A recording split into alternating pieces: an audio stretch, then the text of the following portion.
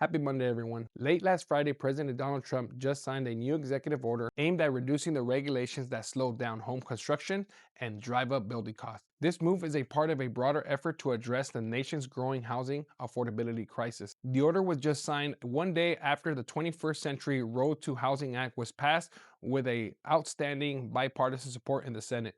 The bill focuses on expanding the housing supply, reducing regulatory barriers that make it harder for builders to build new homes. If implemented, the legislation could make it easier for builders to construct homes and for buyers to obtain financing. It also includes a proposal that would make large institutional investors from purchasing single-family homes. This move is intended to give the everyday homebuyer a better chance at home ownership.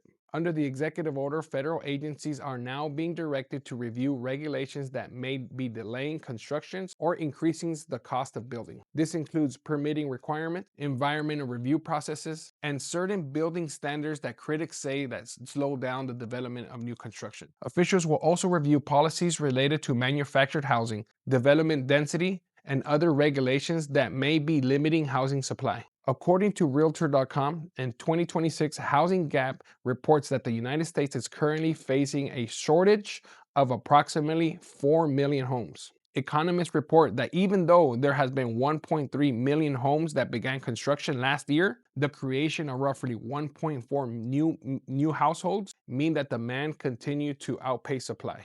As a result, the housing deficit is continued to grow throughout 2025. The White House says that this executive order is part of a larger strategy to expand housing supply and make homeownership a little bit more accessible for Americans. It is also one of several housing-related actions that are going to be announced this week. Another executive order focuses on expanding access to mortgage credits by easing regulatory burdens on lenders, particularly small community banks. The goal is to make home loans easier to obtain for qualified buyers and help more Americans enter the housing market.